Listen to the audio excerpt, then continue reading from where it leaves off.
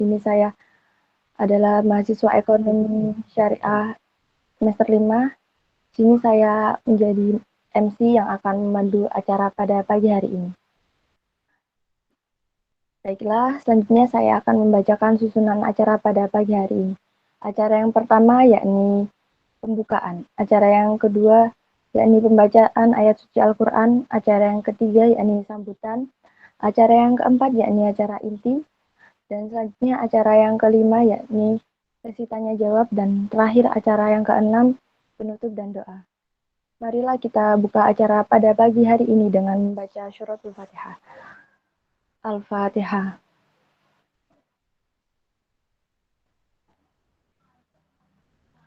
Amin amin ya rabbal alamin. Selanjutnya masuki acara yang kedua yakni pembacaan ayat suci Al-Quran yang akan dibacakan oleh Saudara Muhammad Muhyiddin. Kepada Saudara Muhammad Muhyiddin, waktu dan tempat dipersilahkan.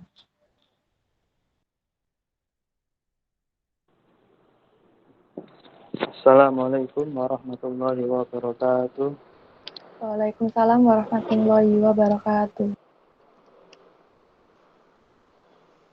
A'udzu billahi minasyaitonir rajim. Bismillahirrahmanirrahim.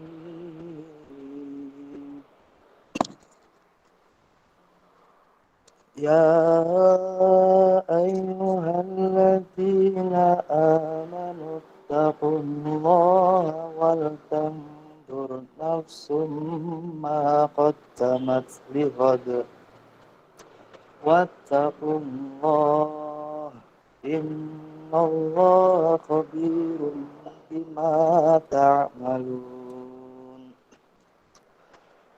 ولا تكونوا كالذين نسوا الله فأنساهم أنفسهم أولئك هم الفاسقون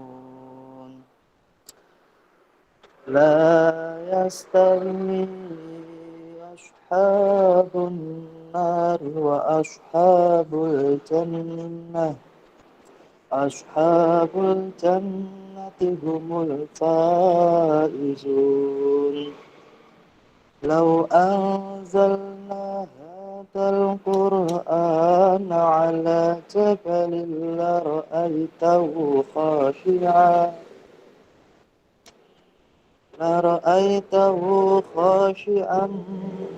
متصدعا من خشية الله وتلك الأمثال نضربها للناس لعلهم يتفكرون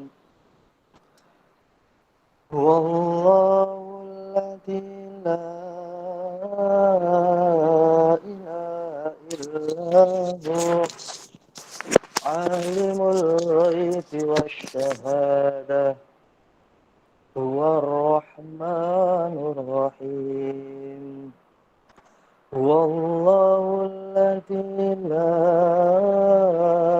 إله إلا هو الملك القدوس السلام المؤمن المهيمن العزيز الجبار المتكبر سبحان الله عما يشركون هو الله الخالق البارئ المصور له الأسماء الحسنى يسبح له ما في السماوات والأرض وهو العزيز الحكيم. Assalamualaikum warahmatullahi wabarakatuh. Waalaikumsalam warahmatullahi wabarakatuh. Sudaqallahul adzim, sudaqallahul adzim. Sempurna atas segala. Baik, selanjutnya masuki acara yang ketiga yakni sambutan. Sambutan yang pertama akan dibawakan oleh Bapak Dr. Bambang Tutuko SE MMCFD selaku dosen pengampu mata kuliah keterampilan pelayanan dan penjualan. Kepada Bapak Bambang Tutuko SEM MCFT, waktu dan tempat persilahkan. Terima kasih. Bismillahirrahmanirrahim. Assalamualaikum warahmatullahi wabarakatuh. Waalaikumsalam warahmatullahi Waalaikumsalam wabarakatuh. warahmatullahi wabarakatuh. Alhamdulillah wassalatu wassalamu ala asrofil anbiya'i wal mursalin wa ala alihi washabihi ajma'in. Asyhadu an la ilaha illallah wahdahu la syarikalah wa asyhadu anna Muhammadan abduhu wa rasuluhu nabiyya ba'dah. Allahumma sholli ala Muhammad wa sayyidina Muhammad rabbi sholli shodri wa yassir amri wa uqdatam min lisani yafqahu qawli ma ba'd. Yang sama-sama kita hormati Bapak Kepala Sekolah SMA N 3 Lamongan beserta seluruh jajaran, Bapak Ibu Guru SMA N 3 Lamongan, yang sama-sama kita hormati, kita muliakan Pak Ahmad Dahlan Malik selaku Kepala Program Studi Ekonomi Syariah UISI, serta anak-anakku sekalian semuanya, para siswa-siswi SMA N 3 Lamongan dan seluruh mahasiswa Ekonomi Syariah UISI yang dirahmati Allah Subhanahu wa taala. Senantiasa kita panjatkan puji syukur kehadirat Allah Subhanahu wa taala atas nikmatnya berupa nikmat iman, kesehatan, kita semuanya bisa berkumpul bersama di sini dalam kondisi yang baik serta insya Allah masih untuk urusan kebaikan.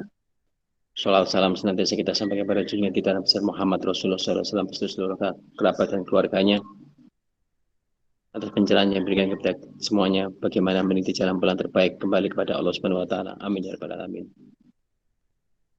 Terima kasih atas kesempatan yang diberikan kepada anak-anak kami untuk bisa mempraktekkan apa yang mereka pelajari di dalam mata kuliah keterampilan kepenjualan atau salesmanship syariah, di mana ini adalah metode pembelajaran kami dari XR UISI, bahwa anak-anak ini tidak hanya bisa berteori, tetapi juga diharapkan bisa mengimplementasikan apa yang dipelajarinya dalam bentuk nyata, terutama dalam hal bagaimana menjual sebuah produk atau jasa.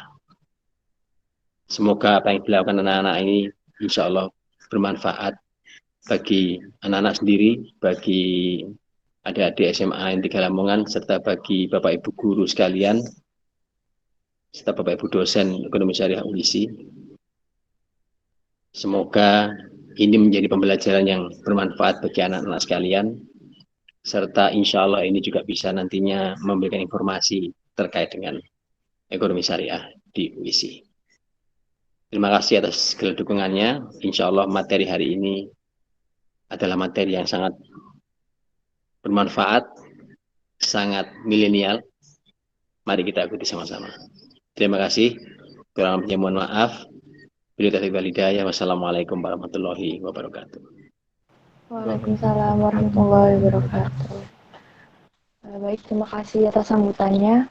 Mari selanjutnya sambutan yang kedua yakni akan dibawakan oleh Bapak Ahmad Dahlan Malik selaku Kepala Program Studi Ekonomi Syariah. Kepada Bapak Ahmad Dahlan Malik, dipersilahkan. Baik, bismillahirrahmanirrahim. Assalamualaikum warahmatullahi wabarakatuh.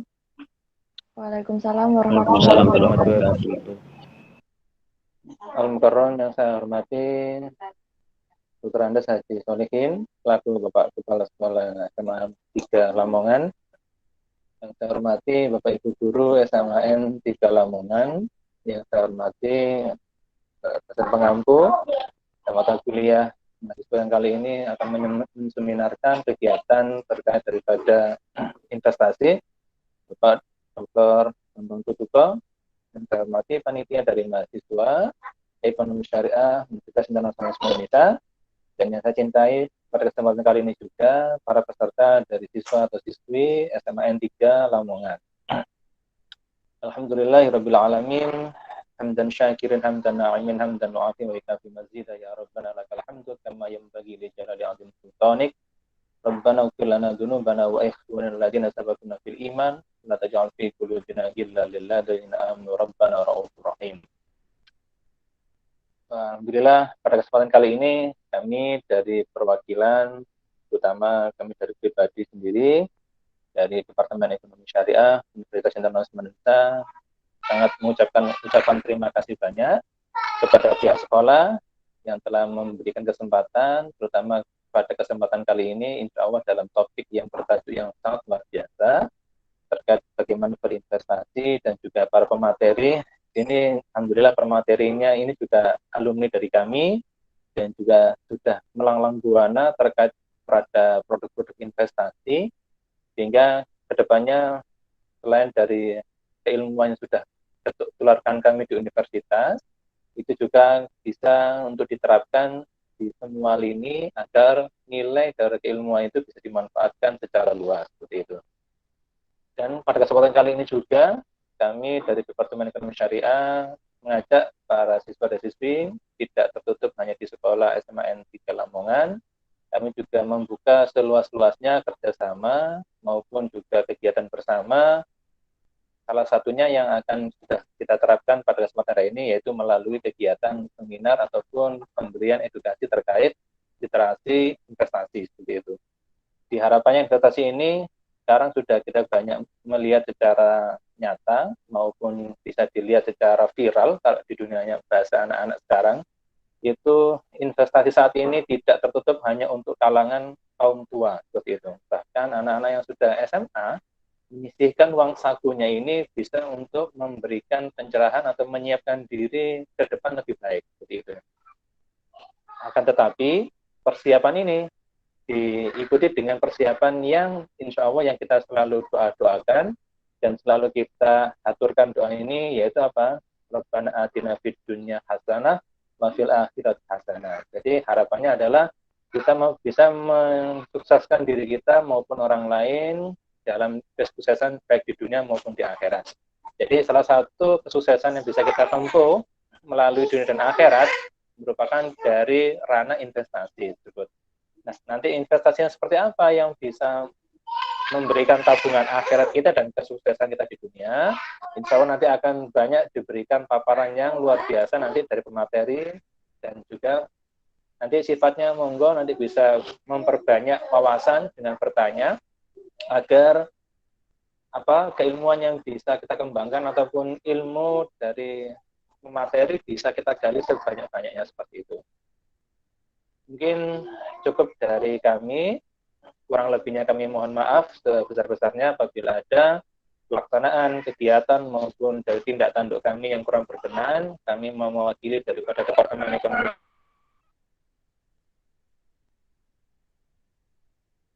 Syariah seluas-luasnya. Wabillahi taufiq wal hidayah wal inayah. Wassalamualaikum warahmatullahi wabarakatuh. Waalaikumsalam warahmatullahi wabarakatuh. Mohon izin menambahkan sedikit. Terima kasih Pak Dahlan Malik sudah membuka acara ini. Terima kasih pula kami sampaikan kepada Kak Nabil Gomri selaku narasumber kita. Terima kasih Kak Nabil. Pak Nabil ya, adalah lulusan Ekonomi Syariah UISI yang telah saat ini berkarir sebagai investor di pasar modal syariah. Ini salah satu bentuk dari alumni XR UISI yang sebelum lulus pun sudah berkiprah ya di dunia industri keuangan. Terima kasih Kak Nabil, semoga ya, barokah sama-sama Pak Bambang semuanya. Terima kasih semuanya. Assalamualaikum warahmatullahi wabarakatuh. Waalaikumsalam warahmatullahi wabarakatuh. Oke, baik, terima kasih atas sambutannya. Memasuki acara yang keempat, yakni acara inti pemaparan materi oleh Kak Ahmad Nabil Gomri, dan juga akan dipandu oleh moderator kita pada pagi hari, yakni Kak Muhammad Jazuli. Kepada Kak Muhammad Jazuli, silahkan untuk diambil alih acara pada pagi hari ini.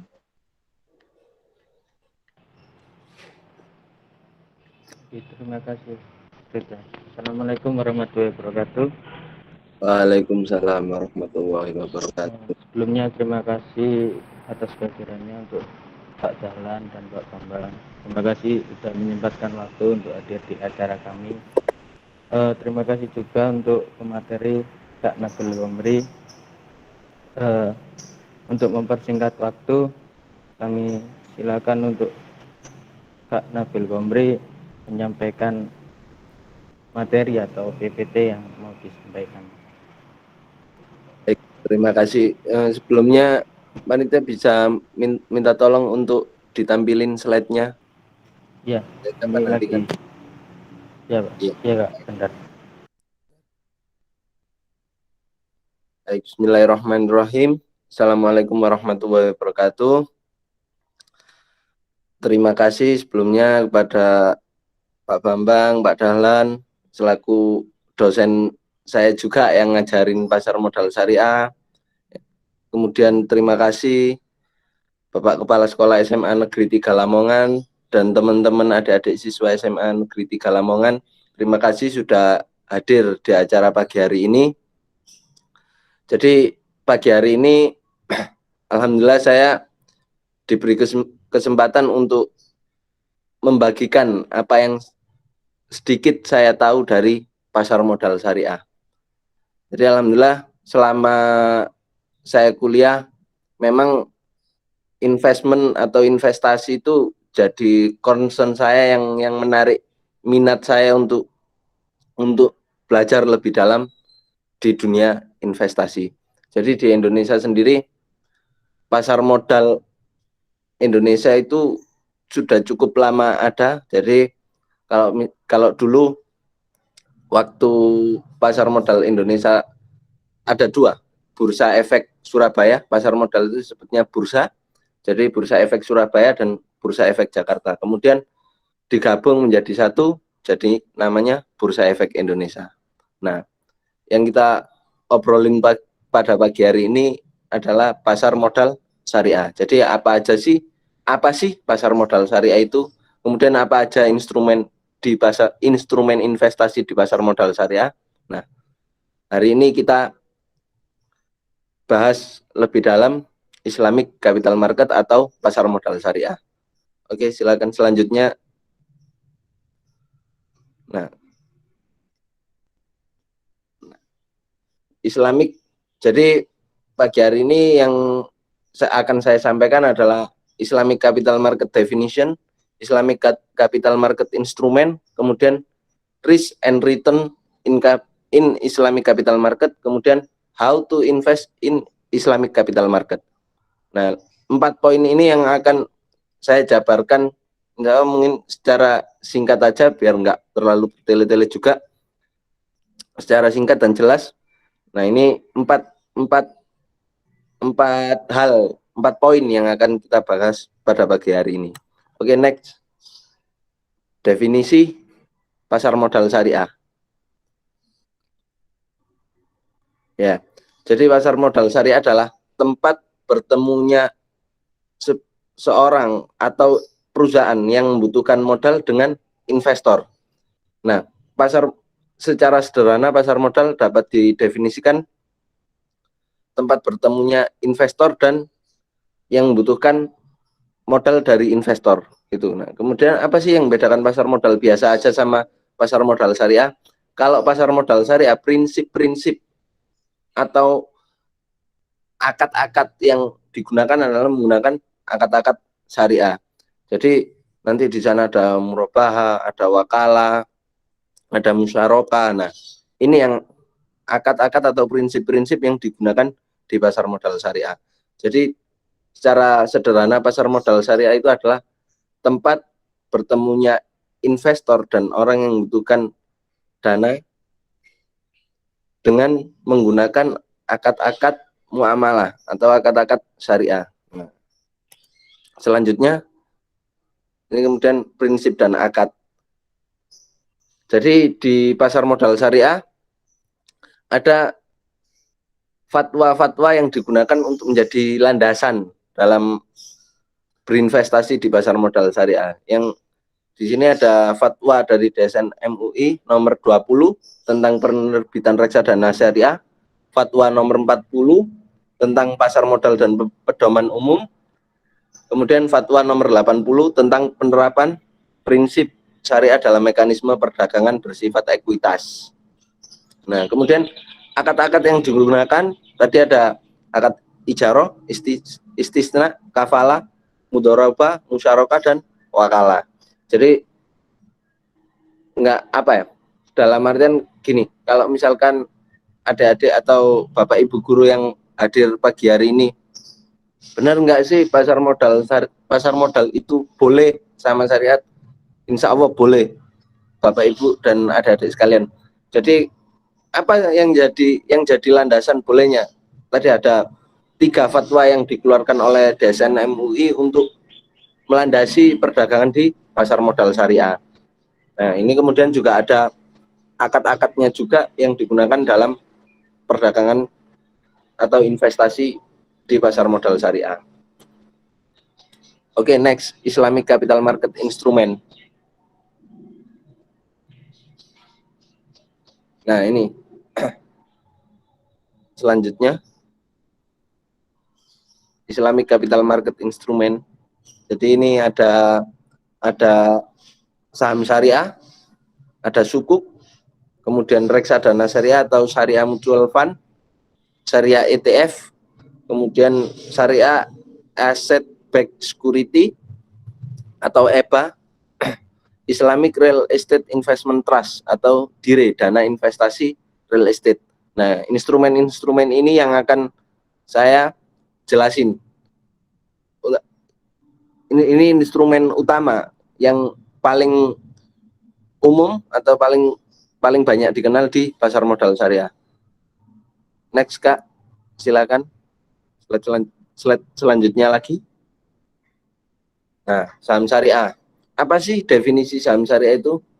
Saham syariah adalah bukti kepemilikan kita terhadap suatu perusahaan yang bergerak di bidang atau jasa yang diperbolehkan oleh syariat. Jadi apa sih yang bidang perusahaan-perusahaan yang dibolehin sama syariat bergerak di bidang apa?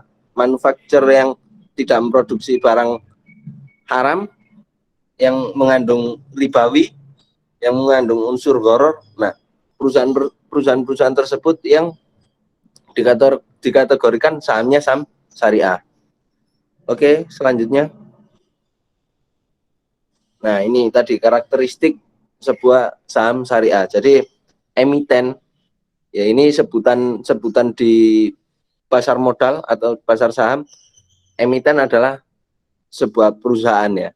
Jadi emiten tidak melakukan kegiatan usaha sebagai berikut: perjudian dan permainan yang tergolong judi, kemudian perdagangan yang dilarang menurut syariah tadi, kemudian jasa keuangan ribawi, jadi banking atau perbankan yang menggunakan prinsip ribawi, nah, itu tidak masuk dalam kategori perusahaan syariah.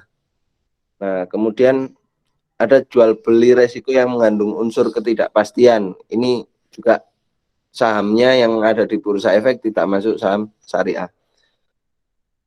Kemudian ada lagi memproduksi, mendistribusikan, memperdagangkan dan atau menyediakan barang atau jasa yang haram zatnya, atau barang atau jasa haram bukan karena zatnya. Jadi ini kalau misalkan teman-teman atau Bapak Ibu sekalian yang pengen berinvestasi di pasar modal nih, masih belum yakin, bisa dicek di fatwa-fatwa DSN MUI juga gimana sih, apa aja sih yang diatur, atau bisa juga lihat di websitenya Bursa Efek Indonesia tentang pasar modal syariah. Nah, kemudian emiten memenuhi rasio keuangan sebagai berikut: total utang yang berbasis bunga dibandingkan dengan total aset tidak lebih dari 45%, atau total pendapatan bunga dan pendapatan tidak halal lainnya dibandingkan dengan total pendapatan usaha dan pendapatan lain-lain tidak lebih dari 10%. Jadi sebuah perusahaan, dikatakan sebuah perusahaan syariah itu kayak gini, misalkan sebuah perusahaan manufaktur yang produksi kebutuhan sehari-hari, misal Unilever. Nah, ketika dia seluruh produksinya yang diproduksi oleh perusahaannya masih diperbolehkan dalam syariah. Kemudian tapi rasio keuangannya, karena dia ekspansi untuk mendirikan pabrik baru, dia akhirnya ngambil utang yang berbasis bunga gede. Dia 45% dari modalnya, rasionya. Nah, ini yang akhirnya menjadi sahamnya dikeluarkan dari indeks saham syariah. Kemudian ada lagi kalau misalkan tadi revenue pendapatan non halal lebih dari 10%. Jadi ini karena transaksi antar misal perbankan dengan perusahaan, akhirnya yang memperoleh bunga atau fee dan segala macam dari perbankannya. Nah, ini yang menjadikan tidak masuknya sebuah perusahaan, saham perusahaan di saham syariah karena tadi rasio utang yang 45% dan revenue pendapatan non halal yang 10% tadi. Nah, kemudian sukuk, next, silakan. Nah, sukuk adalah efek berbentuk sekuritisasi aset yang memenuhi prinsip-prinsip syariah di pasar modal. Berdasarkan jenisnya, sukuk terbagi menjadi dua. Jadi ini sukuk itu kebanyakan dikeluarkan oleh pemerintah atau korporasi. Keduanya menjadi instrumen oleh sebuah institusi untuk mengembangkan usaha kalau sebuah korporasi, kemudian kalau pemerintah atau government biasanya untuk mendanai sebuah proyek. Nah, ini yang diterbitkan oleh korporasi sama government. Jadi kalau yang dari pemerintah terakhir keluar itu sukuk tabungan 007. Nah, ini sukuk itu untuk digunakan untuk membiayai green infrastructure oleh pemerintah. Kemudian kalau dalam sukuk ada aset yang menjadi dasar dalam penerbitan sukuk. Jadi harus ada underlying-nya. Sukuk ini lawan dari obligasi ya. Jadi kalau misalkan di pasar modal konvensional, sukuk itu obligasi syariah lah. Secara sederhana bisa diartikan seperti itu. Jadi kalau misalkan obligasi adalah penerbitan utang, sedangkan kalau sukuk adalah untuk membiayai proyek yang harus ada underlying asetnya. Jadi misalkan kalau negara pemerintah membutuhkan dana 100 miliar untuk membangun jalan tol gitu. Nah, ini yang menjadi underlying asetnya adalah nanti tol ini revenue-nya berapa, income-nya berapa selama sekian tahun. Karena ada analisisnya dari penerbit sukuk. Nah, itu yang dijadikan aset dasar atau underlying aset. Oke, next. Nah, ini reksadana syariah. Apa sih reksadana syariah itu? Reksadana syariah adalah sebuah wadah investasi atau pola pengelolaan dana investor yang dikelola oleh satu manajer investasi untuk diinvestasikan di instrumen-instrumen pasar modal syariah. Jadi analogi sederhananya gini, ada 10 orang yang ingin berinvestasi di pasar modal syariah. Nah, ke-10-10-nya ini mengumpulkan dana kemudian dikelola oleh manajer investasi untuk diinvestasikan di saham, di pasar uang, di instrumen-instrumen pendapatan tetap lainnya seperti sukuk, obligasi. Nah, itu yang nanti diputuskan oleh si manajer investasi. Jadi si investor hanya ngumpulin dana, 10 orang ini ngumpulin dana, kemudian diwakilin oleh manajer investasi untuk mengelola dana tersebut. Nah, apa aja bentuk reksadana yang ada di Indonesia? Nah, ini ada 4 macam reksadana saham, ada reksadana campuran, kemudian reksadana pendapatan tetap, dan reksadana pasar uang. Nah, keseluruhannya memiliki karakteristik yang berbeda-beda. Jadi kalau misalkan reksadana saham, uang dari investor ini, 10 investor ini tadi, di 90% diinvestasikan oleh manajer investasi di saham syariah. Jadi mayoritas uang yang dikelola ini dari 10 orang diinvestasikan di beberapa saham. Kemudian kalau campuran, berarti dari seluruh modal tadi dialokasikan di saham, di sukuk, di instrumen pendapatan tetap, kemudian di pasar uang, instrumen-instrumen pasar uang, misal kayak tabungan berjangka di perbankan syariah. Nah, ini reksadana campuran, isi instrumennya itu semua. Kemudian reksadana pendapatan tetap. Nah, dari 10, kalau pendapatan tetap itu mayoritas dana tadi diinvestasikan di instrumen-instrumen pendapatan tetap, kayak misalkan sukuk tadi. Nah, biasanya dimasukkan ke beberapa sukuk government atau sukuk korporasi. Kemudian ada reksadana pasar uang. Jadi uang dana investor tadi dikumpulin untuk dimasukin di produk-produk pasar uang. Nah, apa sih yang membedain saham sama reksadana? Nah, ini kan yang paling menonjol ya, dan paling instrumen investasi yang paling terjangkau, saham dan reksadana. Kalau di saham, kita beli atau jual saham itu secara kita sendiri, keputusan jual atau beli kita sendiri. Sedangkan kalau reksadana, uang kita titipin ke manajer investasi untuk dikelola di instrumen investasi. Jadi kita nggak perlu mikirin ribet tuh untuk menganalisa, untuk baca laporan keuangan, untuk tahu prospek bisnis perusahaan yang akan kita investasikan tuh bagus atau enggak. Jadi kita punya uang, kita masukin reksadana, nanti itu yang dikelola oleh manajer investasi. Nah, caranya untuk investasi di reksadana gimana? Gampang banget. Kalau sekarang sudah ada Bareksa atau Bibit. Ya, mungkin teman-teman udah kenal juga apa itu Bareksa dan Bibit. Jadi ini marketplace-nya reksadana. Jadi kalian tinggal buka account di situ, punya rekening tabungan aja.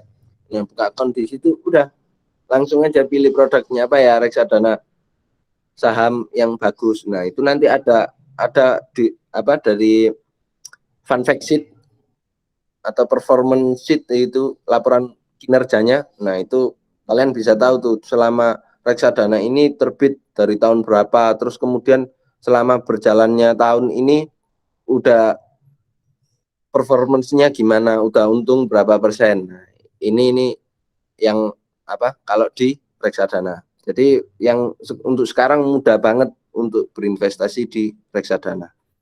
Oke, next. Nah, ini ETF. Jadi next. Nah, exchange traded fund. Jadi ini adalah reksadana yang diperdagangkan di Bursa Efek Indonesia. Nah, jadi yang kita beli itu, kalau tadi saham kan kita lewat apps-nya untuk jual beli, kita beli satu lot saham. Nah, satu lot saham itu berisi 100 lembar saham ya, teman-teman.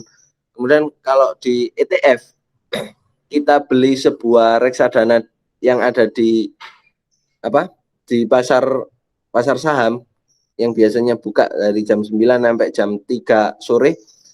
Ini kita belinya reksadana. Jadi ada satu perusahaan manajer investasi menjual ETF-nya ini di bursa. ETF ini biasanya udah berisi beberapa saham, ada langsung 10 saham, ada 12 saham, tergantung si manajer investasi. Jadi ibarat sederhananya gini, kalau kita beli reksadana biasa, itu kita beli terus kemudian baru 2 hari lagi, atau kalau misalkan mau jual biasanya butuh beberapa hari ke depan bisa jual. Sedangkan kalau di ETF kita bisa jual beli dalam sehari. Jadi kayak misalkan saham, misal saya beli saham Unilever satu lot, uangnya 3.700.000 satu lotnya. Nah, kemudian harga sahamnya naik menjadi 4 juta. Saya kan udah untung 300.000. Nah, saya jual pada hari itu juga bisa. Nah, ini yang prinsip ini yang sama kayak reksadana ETF ini. Oke, next, EBA. Ini yang mungkin yang jarang, atau biasa, ini satu instrumen investasi syariah yang jarang banget dikenal ya biasanya, EBA. Karena modal awal untuk berinvestasi di EBA sendiri biasanya juga besar. Makanya EBA ini biasanya dibeli oleh manajer-manajer investasi yang ngelola dana investor. Apa sih pengertiannya EBA sendiri? EBA ini adalah aset syariah, surat berharga yang diterbitkan oleh penerbit yang terdiri dari sekumpulan aset syariah dan mekanismenya tidak bertentangan dengan prinsip syariah. Nah, jadi gini, misal satu perbankan melayani murabaha atau jual beli ini ya, rumah. Nah, jadi yang setelah jual beli kan bank langsung memberikan uang cash ke developer. Bank otomatis butuh uang cash lagi kan untuk, sedangkan si orang yang beli prinsipnya atau akadnya adalah nyicil. Jadi dicicil 1 bulan sekali berapa juta. Nah, kemudian bank kan juga butuh cash flow untuk mengembalikan uang yang tadi.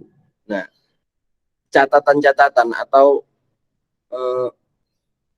cash flow pembayaran rumah tadi yang akan dibayarkan oleh pembeli itu, catatan pembayaran tadi ini yang disekuritisasi. Jadi ini seluruhnya dicatat, nilainya berapa. Nah, ini yang diterbitkan di pasar, ditawarkan di pasar.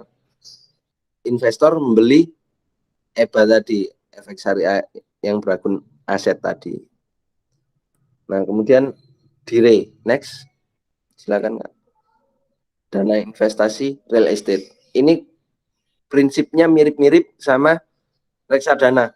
Jadi kalau reksadana tadi sekumpulan uang investor diinvestasikan di instrumen-instrumen pasar modal, kalau ini diinvestasikan di real estate atau properti. Jadi si manajer investasi beli satu gedung perkantoran.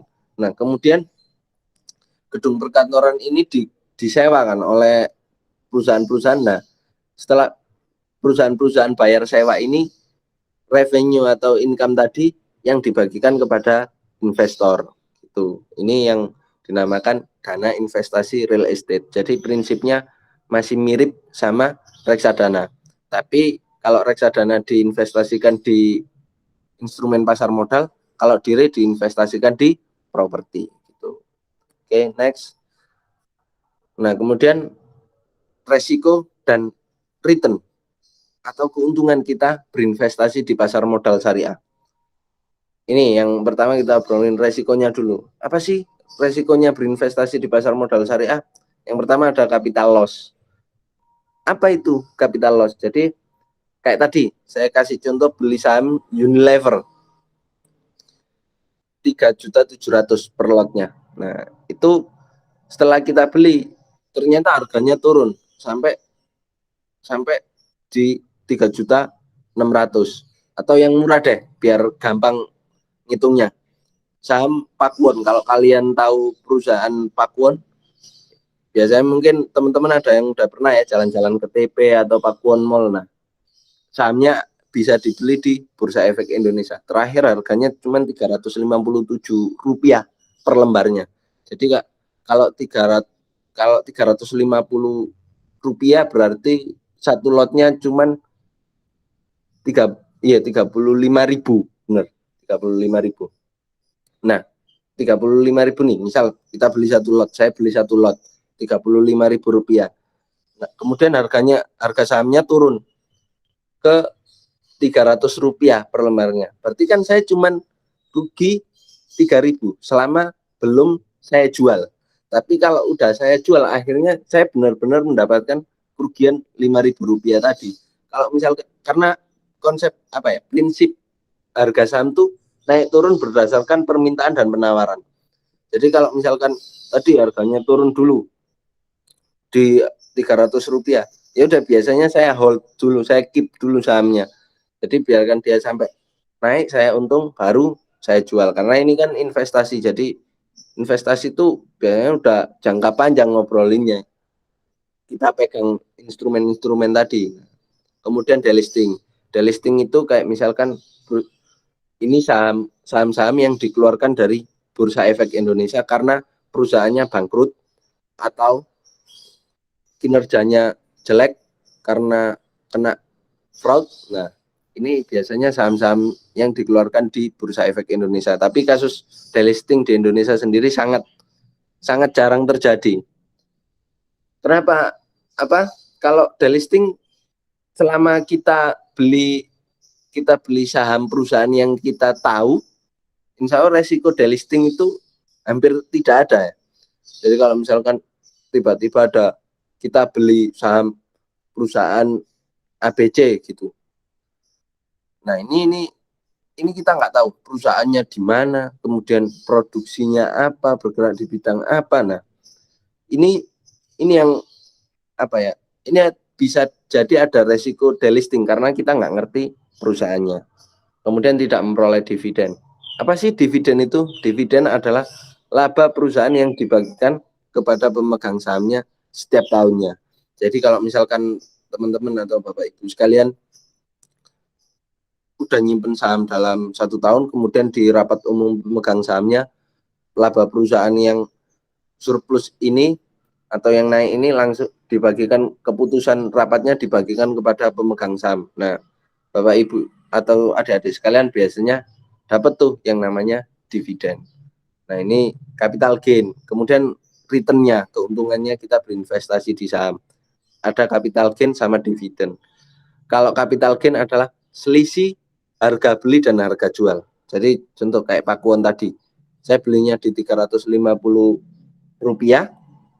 kemudian naik menjadi Rp400, berarti kan saya untung Rp50 per lembar sahamnya. Jadi untung 5.000. Nah, ketika saya jual, saya baru benar-benar untung 5.000. Tapi kalau belum kita jual, ya udah berarti kita belum punya keuntungan. Sebenarnya prinsip berinvestasi atau berinvestasi di saham atau reksadana syariah sebenarnya kayak kita dagang biasa aja di pasar gitu. Kemudian ada dividen. Nah, dividen tadi adalah laba perusahaan yang dibagikan kepada pemegang saham setiap tahunnya. Oke, next. Dan gimana sih cara berinvestasi di pasar modal syariah? Apa yang perlu disiapin? Nah, ini pertama yang jelas pengetahuan. Kalian ketahui dulu tuh instrumen-instrumennya. Instrumen apa yang cocok dengan kalian, resiko dan keuntungannya. Nah, ini yang jadi bekal kalian dalam berinvestasi di Islamic Capital Market. Kemudian ukur profil resiko kalian. Jadi ada instrumen kayak tadi, instrumen dengan resiko paling tinggi itu saham syariah. Jadi karena harga sahamnya yang naik turun volatil, nah ini yang menjadi dia resikonya paling tinggi. Kemudian ada reksadana syariah. Kemudian ada sukuk yang resikonya lebih rendah dari reksadana. Kemudian tadi ada EBA atau DIRE yang lebih rendah lagi. Nah, ketahui dulu tuh profil resiko kalian di pasar modal syariah sebelum berinvestasi di pasar modal syariah. Kemudian buka rekening investasi. Jadi ada beberapa, kalau misalkan kalian mau berinvestasi di reksadana melewati perusahaan manajer investasinya langsung, kalian kontak aja untuk opening account investasi reksadana. Atau kalau kalian mau misalkan investasi saham langsung, kalian langsung aja tuh kontak teman-teman galeri investasi UISI juga. Nah, bisa tuh untuk opening account investasi saham atau reksadana. Nah, kemudian pilih tadi instrumennya. Kalian pilih instrumen saham syariah, reksadana syariah, DIRE, ETF. Nah, itu kalian tentukan. Kemudian tetap lakukan analisis. Jadi kalian harus tetap menganalisa. Kalau misalkan mau beli saham, belajar dulu analisa teknikal sama fundamentalnya. Oh, secara teknikal sahamnya bagus, dia sedang uptrend gitu. Kalau misalkan dari fundamentalnya, oh ternyata PER-nya kecil, kemudian earning per share-nya bagus, tiap kuartal atau tiap tahun selalu naik EPS-nya. Nah, Ini fundamental keuangan ini yang jadi landasan kalian melakukan analisa investasi itu. Baik, terima kasih. Silakan kalau misalkan ada yang ditanyakan teman-teman atau Bapak Ibu sekalian. Terima kasih untuk penyampaian materinya Kak Nabil.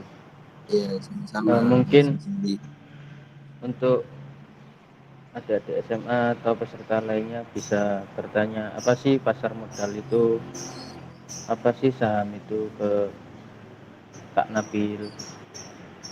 Dan gini sih Mas, saya sendiri mau tanya, apa sih yang membuat Kak Nabil bisa bergelut di dunia saham ini?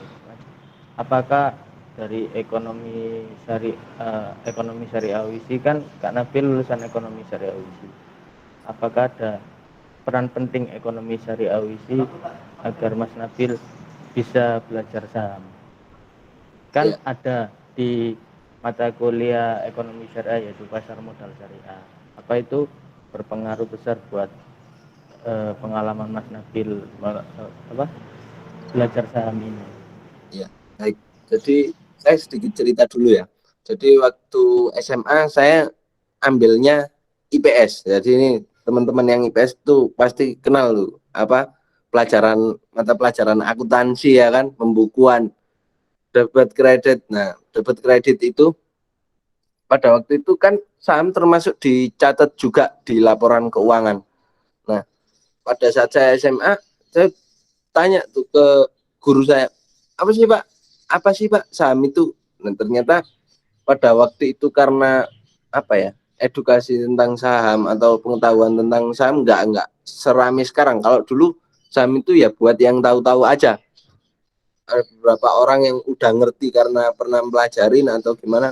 Karena dulu masih belum, di saat saya sekolah berarti sekitar tahun 2013-an, waktu saya search di Google tentang saham aja cuman ada beberapa website yang ngasih pengertian saham. Kalau sekarang kita search di Google tentang saham gitu, pengertian saham udah banyak ya, kita sampai bingung milihnya kali ya.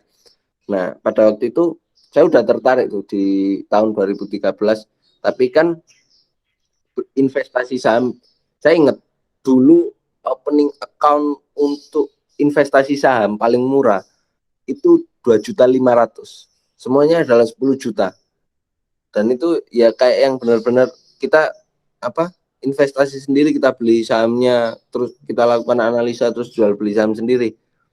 Nah, cuman pada waktu itu karena masih belum punya rekening bank, nah, akhirnya ya udah ditunda dulu, uangnya disimpan dulu modalnya.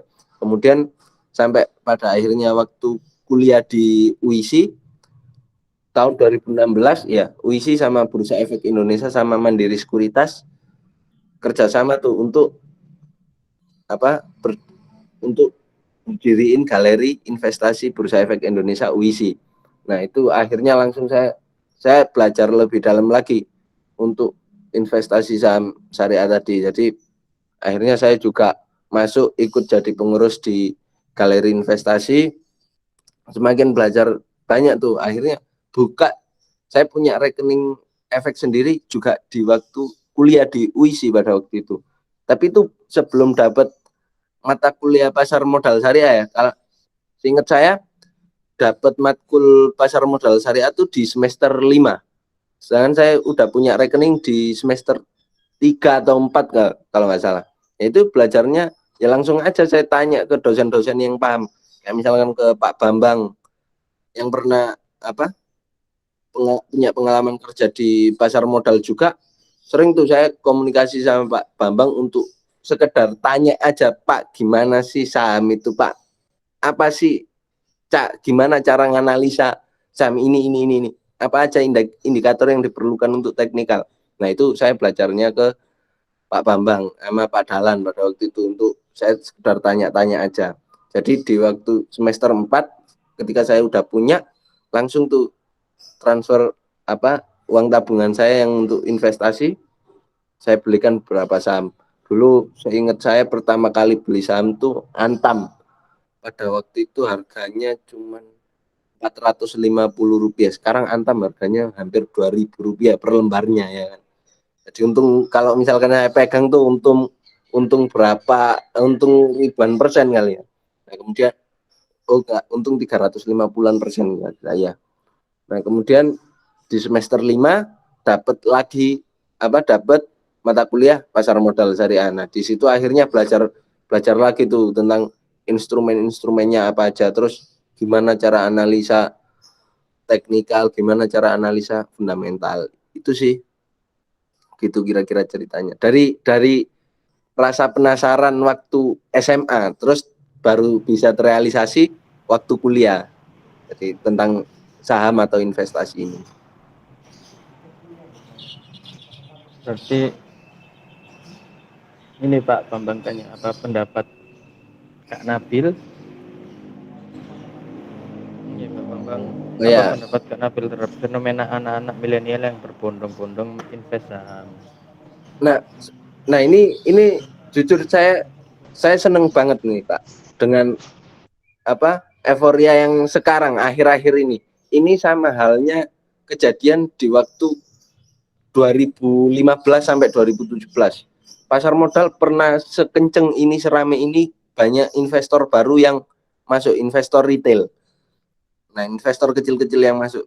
Jujur aja seneng banget. Cuman memang kalau ya ini akhirnya jadi apa ya Pak? Plus minus juga, atau kalau saya lihatnya di pasar tuh karena banyak juga forum-forum yang di situ cerita tuh teman-teman, ada banyak berapa yang uangnya nyangkut di saham ini, uangnya nyangkut di saham ini. Yaitu tadi karena bekal pengetahuan investasinya masih belum cukup, asal punya uang ikut-ikutan temennya karena temennya bilang aku kemarin untung di saham BRI Syariah untung 100.000 sehari gitu. Akhirnya dia ikut ikut opening account juga, masuk di situ, kemudian harga sahamnya turun. Kalau misalkan uangnya cuman 1 juta atau 2 juta aja nggak apa-apa. Kalau misalkan sampai puluhan juta dia terus minusnya 5%, 10% kan lumayan juga tuh Pak. Nah, gitu sih Pak. Jadi alhamdulillahnya kalau sekarang banyak investor retail, banyak di angkatan saya yang teman-teman milenial juga untuk melakukan investasi. Akhirnya sadar juga, karena pada waktu saya di galeri investasi juga, di galeri investasi dulu kan punya kewajiban tuh untuk ngedukasi ke teman-teman di kampus atau di luar untuk berinvestasi.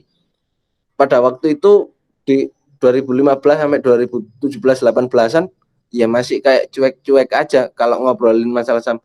Oh, apa sih saham itu, judi paling ya ini. Nah, tapi kalau sekarang alhamdulillah jauh lebih masif kalau mengedukasinya, dan mungkin itu banyak faktor ya Pak, karena influencer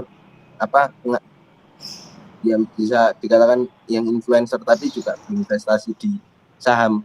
Jadi sekarang lebih viral lah daripada dulu. Itu sih. Cuman ya perlu diperhatikan juga resikonya, terus kemudian pengetahuannya di investasi saham. Kemudian ada tanya lagi tuh Mas Pak Bambang. Iya, kan ya ini saya mau tanya juga. Sama sih kayak Pak Bambang. Apa sih yang cara bisa agar mengedukasi anak SMA atau milenial supaya karena di Mas Nabil cerita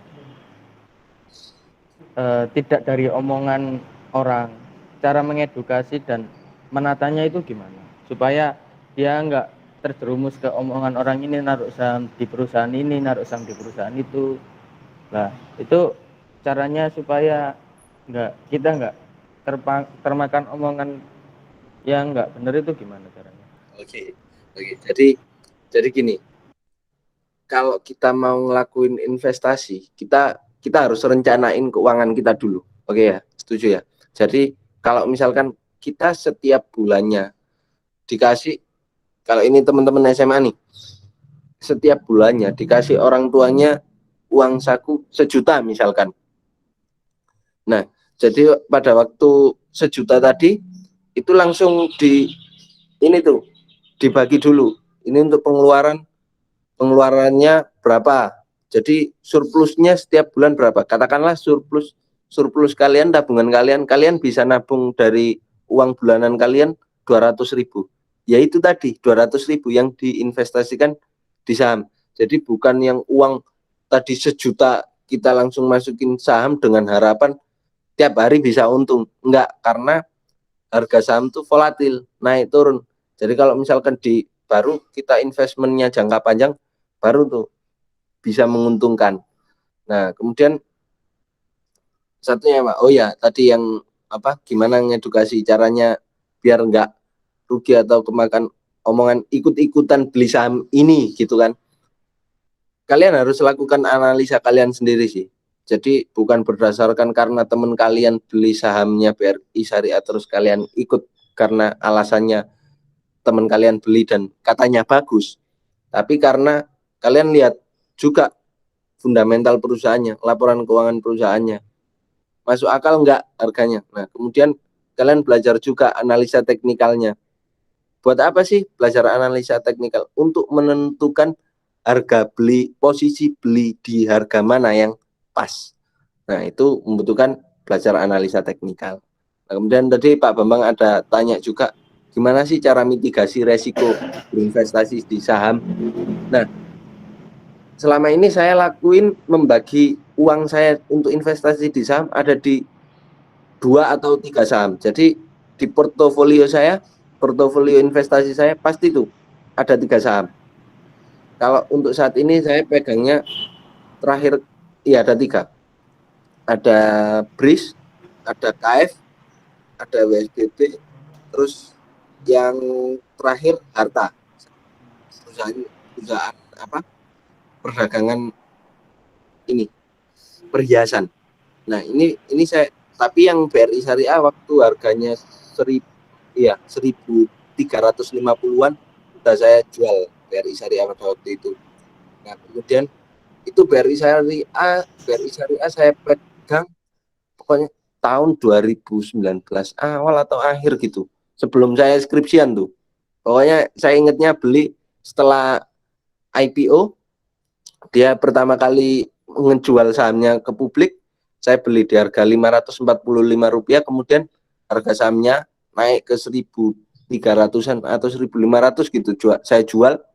Nah, itu udah untung lumayan juga untungnya pada waktu itu. Sekitar 150-an% lah atau 170 gitu. Nah, jadi itu sih kalau kalian mau investasi saham harus dibagi juga tuh uangnya. Tadi udah direncanain uangnya. Jadi setiap bulannya yang dialokasikan untuk investasi berapa. Kemudian setelah kekumpul dibagi. Jadi kalau misalkan ada uang 1 juta, berarti 500.000 tadi bisa dibelikan saham Pakuwon. Terus yang 500.000 lagi dibelikan saham BRI Syariah. Tujuannya apa? Kalau misalkan yang satunya turun, yang satunya bisa naik atau gantian, atau bisa naik dua-duanya, atau bisa turun dua-duanya. Tapi biasanya saham itu selama saya investasi nggak pernah tuh, jarang banget kejadian turun dua-duanya. Karena biasanya saya beli sektornya berbeda. Jadi kalau misalkan yang satu banking, yang satunya manufaktur. Nah, kebutuhan sehari-hari. Jadi akhirnya harga sahamnya ketika yang finance turun, harga saham yang BRI Syariah tadi turun, yang manufaktur naik. Saya pegang Unilever atau Pakuwon gitu di sektor properti. Nah, ini yang jadi nggak keduanya kita beli, kalau misalkan saya beli BRIS terus kemudian BTPS, Bank Tabungan Pensiun Syariah itu, ya akhirnya ketika sentimen perbankan ada sentimen buruk tentang perbankan, akhirnya kan turun dua-duanya harga sahamnya. Nah, ini yang saya hindari, akhirnya harus dibagi tuh uangnya. Kayak misalkan 1 juta, ya udah berarti yang 500.000 masuk ke saham Pakuwon, yang 500.000 ke BRI Syariah. Kalau dulu bisa uang 500.000 ke BRI Syariah, kalau sekarang udah kurang ya, harus ditambah lagi modal investasinya. Itu sih. Silakan, ada lagi yang ditanyain tadi Mbak, ada ini yang Mas ada Muhyiddin. ya, berapa modal Kak Nabil daftar di investasi saham dengan mengelolanya bagaimana dan mengelolanya bagaimana? Ya, jadi pada waktu awal dulu pernah, ini dari uang saku dari orang tua waktu kuliah tuh. Awal pertama kali tuh 2 juta. Nah, saya ada tabungan 2 juta, saya masukin, terus kemudian, nah karena dulu waktu masih kuliah enggak apa ya, belum begitu ngerti juga. Sebenarnya yang dalam unsur utama berinvestasi di saham tuh pengetahuan sama psikologi kita sih. Tetap saya bilangnya akhirnya kayak jam terbang tetap ngaruh sih. Waktu memang iya. Waktu dulu awal dulu dengan uang 2 juta turun 5% aja udah kayak aduh, cut loss aja ya, jual rugi karena takut tambah turun. Sedangkan kalau misalkan sekarang untung 5%, turun 5%, ya udahlah biarin aja buat disimpan buat jangka panjang. Nah itu ya benar 2 juta. Terus kemudian tapi 2 juta, setelah 2 juta tuh terus-terusan continue. Jadi tetap transfer lagi atau istilahnya top up ya. Istilah mudanya. Saya tiap bulannya nabung juga di saham, jadi 200.000. Nah, akhirnya punya beberapa saham. Jadi yang awalnya waktu itu cuman BRI Syariah, di awal beli itu cuman bisa 2 lot, akhirnya karena tiap bulan nabung di rekening efek, akhirnya bisa tuh kebeli sampai 5 lot. Gitu sih Mas. Jadi tadi tetap rencanain keuangan dulu, terus kemudian pilih belajar analisa teknikal fundamentalnya, kemudian tiap bulannya rutin beli atau investasi di saham tuh. Berarti intinya tiap bulan kita wajib, bukan harus wajib membeli tiap saham meskipun harganya naik turun gitu ya. Iya. Nah, ini enaknya kalau misalkan beli berinvestasi di saham ya. Kalau misalkan harganya turun, saya biasanya malah beli karena itu lagi murah-murahnya. Selama fundamental perusahaannya bagus ya. Iya. Kemudian harga sahamnya tapi turun, itu malah waktunya beli. Nah, karena akhirnya saya bisa punya lembar saham yang banyak, lot saham yang banyak dengan harga yang murah. Jadi memang ini untuk instrumen jangka panjang. Saya pegang BRIS aja beli di tahun segitu, saya baru jual akhir 2020. Itu setahun lebih. Itu sih. Jadi perlu sabar untuk investasi di saham dan terus continue ya. Karena waktu itu saya pernah jual rugi juga, cut loss, akhirnya modal saya berkurang kan. Ya udah itu tetap akhirnya kalau yang udah terlanjur minus banyak, ya udah simpen aja, terus tetap nabung lagi, transfer lagi ke rekening efek untuk average down. Jadi saya beli lagi tuh saham-saham yang harganya turun banget tuh. Kayak misalkan saya udah pernah, misalkan pada waktu itu pernah punya pengalaman average down Antam. Beli dia saham Antam di harga 700, kemudian turun sampai 500 rupiah, tetap saya beli tuh. Turun sampai akhirnya harga rata-rata saya beli jadi 615 rupiah. Itu jadi bisa akhirnya bisa beli banyak kan ketika harga sahamnya turun. Gitu sih. Istilahnya koleksi lah kalau misalkan biasanya teman-teman di market tuh atau teman-teman investasi saya itu ngomongnya koleksi saham ini ya. Di tiap rutin beli biasanya teman-teman tuh. Tiap harganya turun, 1 bulan beli 1 lot, 2 lot. Akhirnya kan bisa kekumpul banyak. Gitu. Jadi kalau sahamnya tambah turun, cuman kita harus analisis fundamentalnya perusahaan itu bagaimana supaya Iya, betul. mungkin peserta lain ada pertanyaan.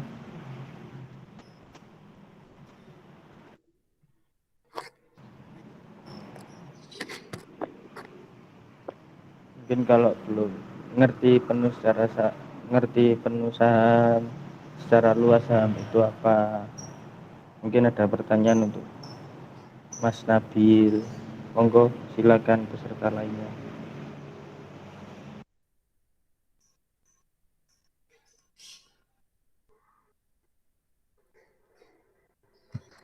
Atau boleh kalau misalkan kalian malu bertanya sekarang, boleh PC atau email juga atau WhatsApp, boleh, silakan kalian bisa minta kontak saya ke panitia.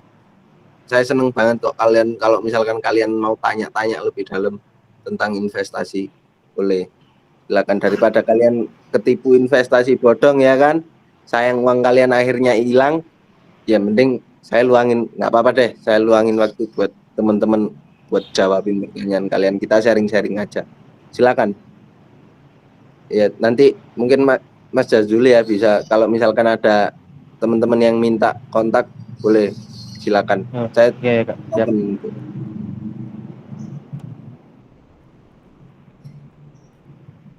Mungkin nggak ada pertanyaan lagi.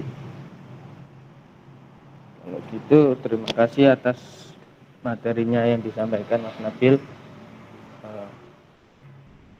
Mungkin Ya, sama-sama.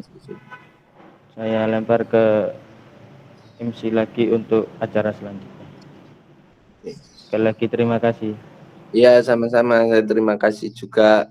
Makasih teman-teman. Oke, baik. Saya lanjut. Sebelumnya saya ucapkan terima kasih banyak kepada pemateri dan juga moderator. Mungkin kita lanjut dengan acara sesi foto bersama saja ya. Boleh untuk para peserta mengaktifkan kameranya untuk sesi foto bersama.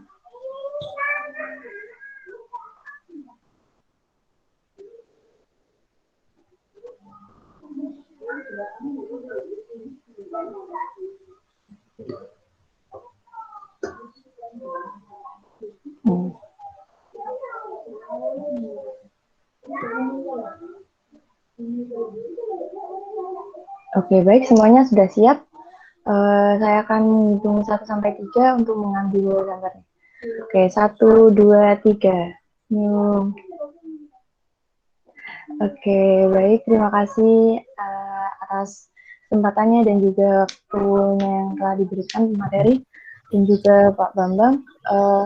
Mungkin acara kita pada pagi hari menjelang siang hari ini kita akhiri sampai di sini saja, dan juga untuk teman-teman SMA 3 Lamongan, terima kasih atas waktunya yang sudah mau hadir sama kita. Baik, marilah kita akhiri acara pada siang ini dengan bacaan hamdalah. Alhamdulillahirrahmanirrahim. Baik, dari saya dan juga para panitia, kurang lebihnya mohon maaf. Saya tutup acara pada pagi hari ini. Assalamualaikum warahmatullahi wabarakatuh. Waalaikumsalam. Terima kasih semuanya. Terima kasih. Terima kasih Pak Bambang. Terima kasih. Sukses semuanya juga. Ya, terima kasih Sehat Pak. selalu Kak Nabil. Amin. Anak semuanya. Amin. Ya. Assalamualaikum. Waalaikumsalam. Terima kasih Pak. Ya. Jolali Bris.